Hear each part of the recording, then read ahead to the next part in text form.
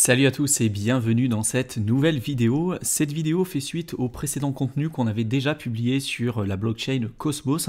Donc pour tous ceux qui n'auront pas vu nos précédentes vidéos à ce sujet, notamment la présentation globale de l'écosystème Cosmos, comment fonctionne Osmosis et puis tout un tas d'autres protocoles qu'on vous avait déjà présentés, je vous mettrai tous les liens qu'il faut dans la description de la vidéo pour tous ceux qui voudront en savoir plus à ce sujet. L'objectif de cette vidéo, là, ça va être de vous montrer comment vous allez pouvoir notamment obtenir des atomes, qui est aujourd'hui le token de la blockchain Cosmos. Je vais vous montrer comment vous allez pouvoir vous créer un compte, notamment avec le portefeuille de Cosmos qui s'appelle Kepler, et comment vous allez pouvoir finalement staker vos Cosmos pour obtenir des revenus complémentaires, des revenus passifs, choisir vos validateurs, donc pour déléguer vos atomes et obtenir des récompenses, et également pour pouvoir voter, puisque aujourd'hui si vous détenez des atomes, vous avez la possibilité de voter sur des prises de décision au niveau du système de gouvernance de Cosmos. Si jamais vous souhaitez staker vos atomes au sein de l'écosystème Cosmos et déléguer vos atomes à des validateurs spécifiques, vous pouvez espérer obtenir des rendements annualisés entre 9 et 10% en fonction de l'écosystème et en fonction du nombre de personnes qui auront décidé de faire la même chose que vous, donc de déléguer leurs atomes à des validateurs spécifiques.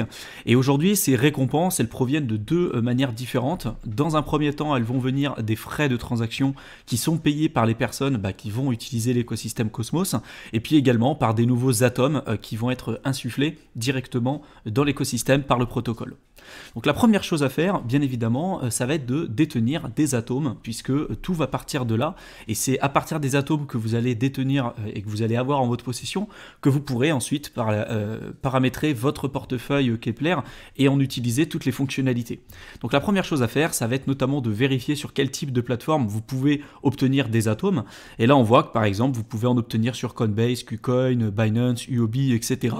Là en l'occurrence, moi pour cette vidéo, je m'en suis procuré sur Binance, donc avec la paire Atom USDT. Donc vous pouvez déposer ou acheter des USDT sur Binance et puis après récupérer des atomes. Et après ça, vous pourrez décider d'envoyer vos atomes directement sur le portefeuille Kepler. Donc je vous mettrai tous les liens dont vous aurez besoin pour suivre ce tutoriel et cette vidéo dans la description de la vidéo. Comme ça, vous ne serez pas perdu. Donc la première chose à faire, ça va être d'installer finalement le portefeuille Kepler. Donc vous avez là un petit plugin que vous pourrez installer sur votre ordinateur, qui est un plugin qui va se mettre notamment sur le navigateur Chrome. Je vous mettrai le lien dans la description et vous aurez, là je l'ai déjà installé moi sur l'ordinateur, mais vous aurez plus qu'à cliquer là sur le petit bouton installer juste ici.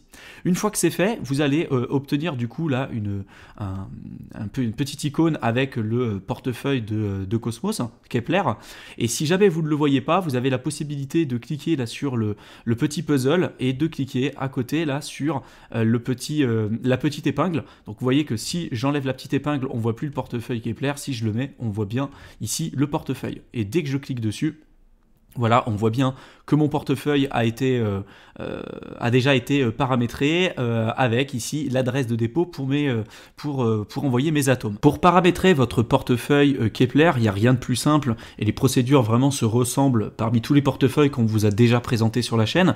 Vous allez sur le lien que je vous ai présenté juste en dessous de la vidéo, ça va vous ouvrir finalement une fenêtre qui va vous demander notamment de choisir si vous souhaitez avoir un portefeuille plutôt en 12 mots ou en 24 mots.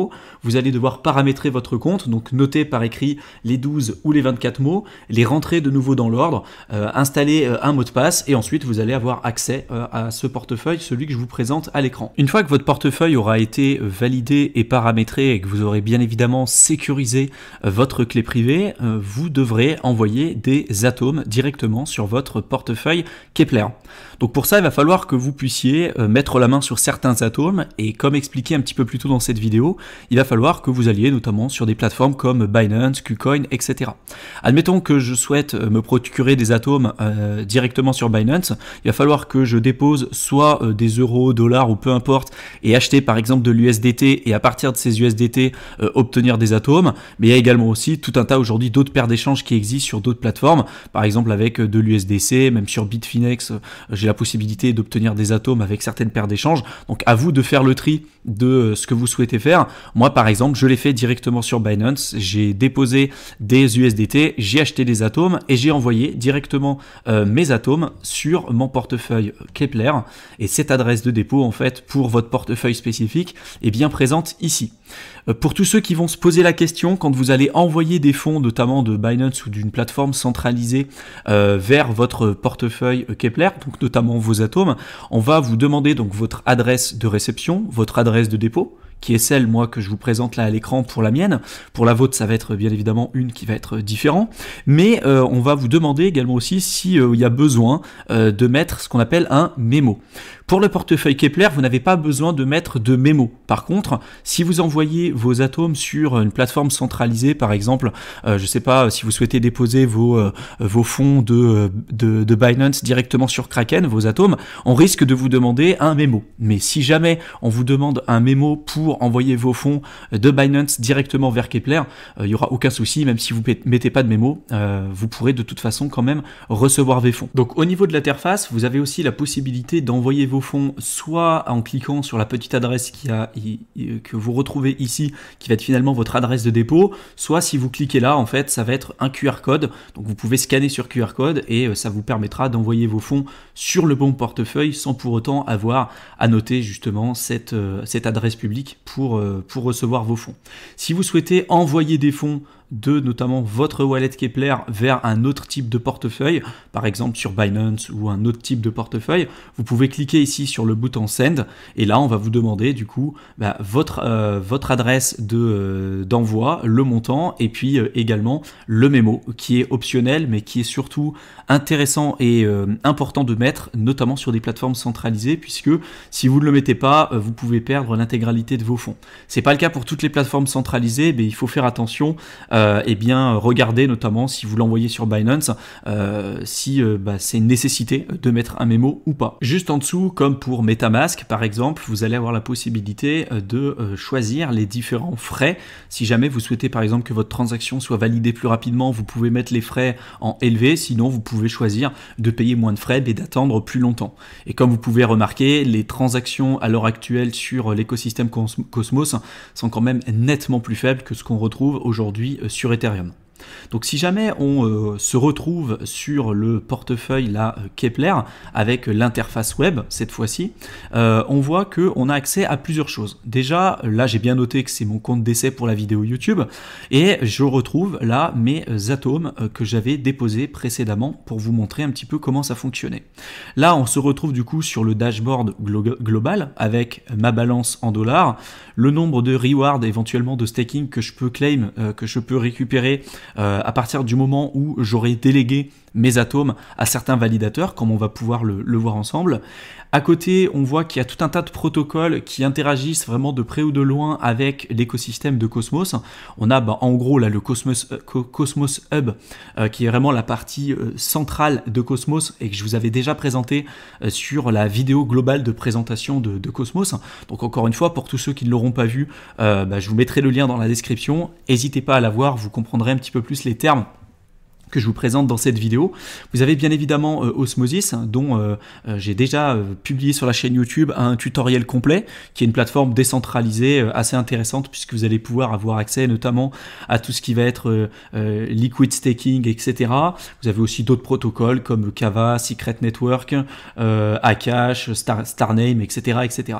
Aujourd'hui, moi, j'ai simplement déposé mes fonds sur le Cosmos Hub et j'ai pas encore de fonds, notamment des Osmos sur la blockchain Osmosis, mais peu importe. Là, pour l'exemple, on va rester vraiment sur ce qui nous intéresse pour cette vidéo. Donc, si aujourd'hui, je souhaite obtenir des récompenses et staker directement mes atomes, il va falloir que je trouve notamment des validateurs. Je vais devoir déléguer mes atomes à des personnes qui vont valider les transactions. Et donc moi je vais être rémunéré de deux manières différentes, par des nouveaux atomes, comme je vous l'avais montré tout à l'heure un petit peu plus tôt dans cette vidéo, par des nouveaux atomes qui seront créés et qui seront mis en circulation, et puis également par tous les frais de transaction qui seront payés par les personnes qui utilisent l'écosystème Cosmos. Par contre, il faut être très vigilant, on ne va pas choisir nous les validateurs n'importe comment, parce que tous ne se valent pas, et donc c'est pour ça que je vais essayer de vous montrer certains points à avoir en tête pour ne pas que vous fassiez avoir. En l'occurrence, si vous voulez déléguer, si vous voulez staker vos atomes, vous ne pourrez pas forcément le faire sur d'autres types de portefeuilles, il va falloir vraiment le faire sur Keplr. Et donc pour ça, je vais aller dans Cosmos Hub, puisque vous voyez que tout en haut, mes fonds sont bien sur le Cosmos Hub. Donc je vais cliquer ici dans Cosmos Hub et je vais cliquer sur Stake.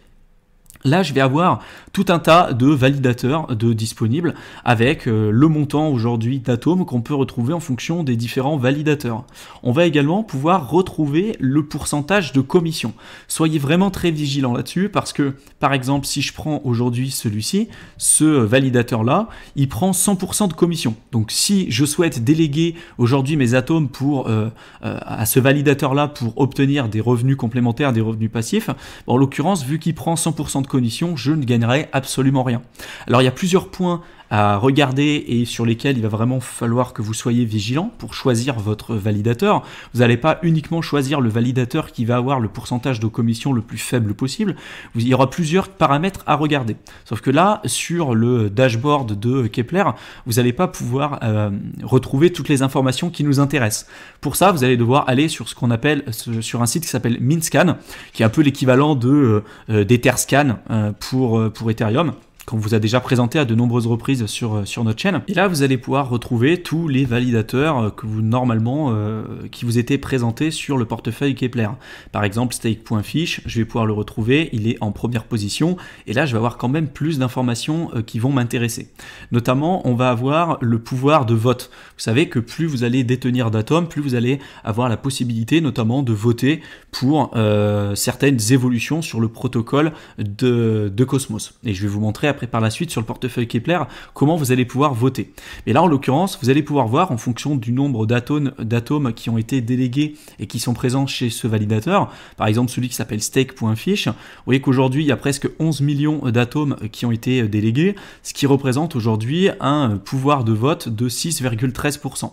En dessous on retrouve l'autre validateur qui prend 100% de commission, qui ne nous intéresse pas vraiment, mais qui représente aujourd'hui quand même 5,48% du pouvoir de vote qu'on peut retrouver au sein de l'écosystème Cosmos. À côté, vous allez pouvoir trouver les parts cumulées de tous les validateurs. Là, en l'occurrence, par exemple, le pouvoir de vote de stake.fish et du validateur juste en dessous, si je les additionne, si je fais 6,13 plus 5,48, je vais tomber à 11,61. Donc on voit en fait le pouvoir des différents validateurs au fur et à mesure et le pouvoir de vote qu'ils ont quand on va additionner au fur et à mesure leur pouvoir de vote, tout simplement. Et donc vous voyez que une vingtaine aujourd'hui de validateurs, si on prend les 20 premiers, ils représentent aujourd'hui près de 63% du pouvoir de vote de l'écosystème Cosmos. Donc après on peut se poser la question, est-ce que c'est bien décentralisé, est-ce que c'est trop peu décentralisé? Ça chacun est juge, mais vous voyez aujourd'hui un petit peu ce que ça peut représenter. Derrière, vous allez avoir la participation. Nous, ça va pas forcément trop nous intéresser là aujourd'hui là-dessus. Nous, ce qui va vraiment nous intéresser pour choisir les différents validateurs, c'est surtout là ici le uptime. Donc, si vous déléguez par exemple vos atomes à un validateur qui soit fait pas attention à ce qu'il fait, donc est déconnecté quand il doit valider des transactions ou va valider des mauvaises transactions, etc., il va notamment être pénalisé. Et vu que vous avez délégué vos fonds à ce validateur-là, vous risquez d'avoir une perte de capital en partie ou en totalité en fonction de la qualité du validateur auquel vous allez déléguer tout simplement vos fonds. Donc nous, ce qu'on va rechercher, c'est un validateur qui va avoir un uptime de 100%, c'est-à-dire qu'il a toujours été connecté et pour le moment, qui n'a pas vraiment eu de problème spécifique.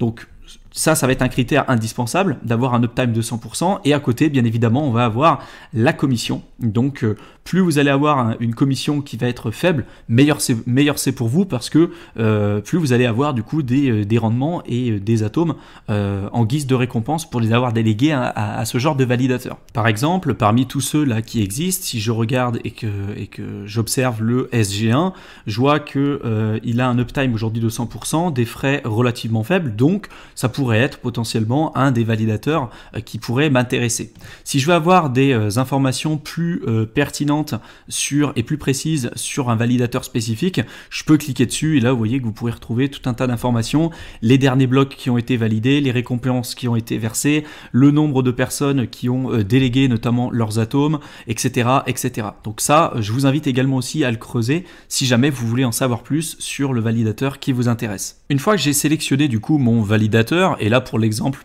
je vais prendre le SG1 que je vous ai montré à l'instant, donc je vais me rendre sur le Cosmos Hub, je vais cliquer sur Stake, je vais choisir là ici le SG1 et je vais cliquer sur Manage. Là on va m'ouvrir une fenêtre avec le site spécifique du validateur en question, que je vous invite quand même à aller y jeter un coup d'œil pour voir si tout correspond à vos attentes et s'il n'y a pas de souci à ce niveau-là. Vous pouvez cliquer ensuite sur Delegate et là on vous met un message. Soyez vigilant. À partir du moment où vous avez délégué vos fonds, vous avez vos fonds qui sont lockés quand même pour un peu plus de 21 jours. Donc si jamais avant 21 jours vous voulez les retirer, malheureusement ils seront bloqués. Donc faites attention à partir du moment où vous avez décidé de locker vos atomes et de les déléguer à un validateur spécifique. Donc là par exemple, pour la vidéo et pour l'exemple, je vais déléguer un atome juste à ce validateur là. Je vais cliquer sur Delegate. Là, on va m'ouvrir ma fenêtre Kepler. Donc, soit je peux choisir en low, average ou en high. Moi, j'ai pas forcément envie de payer énormément de frais, donc je vais me mettre en low. Je vais cliquer sur Approve. Là, on va me mettre du coup une petite notification comme quoi la validation de la transaction est en cours. Quelques secondes plus tard, vous allez pouvoir voir du coup vos atomes qui ont été directement stakés. Donc là, moi pour cette vidéo, j'ai staké un atome, j'ai délégué un atome à ce validateur-là. Je vois ici les récompenses que je pourrais potentiellement récupérer. Mais aujourd'hui, je viens juste de le faire, donc je n'ai pas encore de récompense. Si jamais vous voulez récupérer vos récompenses de staking, là, vous pourrez cliquer sur le bouton qui est juste en haut, Claim Reward. Vous pourrez du coup récupérer vos atomes. Ça, c'est la première partie pour notamment l'intérêt d'utiliser Kepler et pour staker vos atomes pour obtenir des revenus complémentaires. La deuxième chose que ça vous permet de faire aussi si vous détenez des atomes, c'est que ça vous donne, un peu comme pour une entreprise, ça vous donne la possibilité d'avoir un droit de vote en fonction du nombre d'atomes que vous avez à votre possession. Donc pour ça, si jamais je souhaite voter pour les prochaines propositions, je vais dans l'onglet ici qu'on appelle gouvernance. Et là derrière, je vais avoir toutes les propositions qui sont actives, qui sont en cours et pour lesquelles j'ai la possibilité de pouvoir voter en fonction du nombre d'atomes que j'ai en ma possession. Là par exemple, il faudrait jeter un coup d'œil quand même l'intérêt de ces propositions, ce qu'il y a derrière et puis se renseigner un petit peu parce qu'on ne va pas voter n'importe comment. Mais par exemple, admettons que je souhaite voter ici là-dessus pour ce programme-là, j'ai simplement à cliquer ici sur l'onglet vote. Là, on va me demander du coup si je suis plutôt pour, contre, etc. Si je m'abstiens de donner une réponse ou si c'est non avec un droit de veto par exemple. Si je clique sur yes et que je clique sur confirme, derrière ça va voter et puis le poids de mon vote va être différent en fonction du nombre d'atomes que je vais avoir en ma possession. Il n'y a rien vraiment de plus compliqué que ça. Là, c'était notamment tout ce qui était lié au Cosmos Hub. Mais si jamais vous avez des fonds, par exemple, sur Osmosis ou sur Secret Network ou sur Akash, vous pourrez gérer vos fonds directement de la même manière que pour vos atomes sur le portefeuille Kepler. À la fois, par exemple, si vous avez des Osmos pour Osmosis et que vous souhaitez les staker, vous allez aller directement dessus. Vous allez choisir les validateurs. Vous allez pouvoir également aussi participer à la gouvernance du protocole en votant avec vos Osmos. Donc voilà, en fait, là, ce que je vous ai montré, c'est vraiment tout ce qui va vous servir pour pouvoir utiliser votre portefeuille Atom. Et à mon avis, avec ça, vous ne serez absolument plus bloqué. J'espère que cette vidéo vous a plu, qu'elle vous aura été utile. N'hésitez pas à me faire part des sujets que vous aimeriez qu'on traite. Si jamais vous avez par exemple certains protocoles, certains outils que vous aimeriez qu'on vous présente sur la chaîne YouTube, que ce soit sur l'écosystème Atom ou autre. Comme d'habitude, on vous met dans la description de la vidéo le lien vers notre guide offert que vous pouvez télécharger et plutôt à destination de toutes les personnes qui veulent se lancer dans l'écosystème crypto et qui ne savent pas aujourd'hui par où commencer.